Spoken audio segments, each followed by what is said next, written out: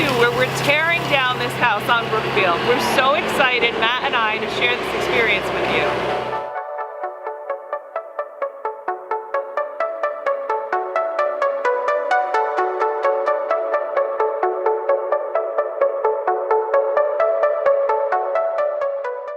So all our permits have been completed, and the show is ready to go to knock this thing down. We've also disconnected all the gas, electricity, and water services to the property, so it's ready just to get the floor in and go.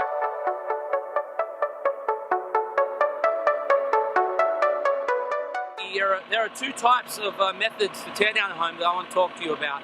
The first is a mechanical demolition, which is the one we've chosen, which you can see the machine is right here.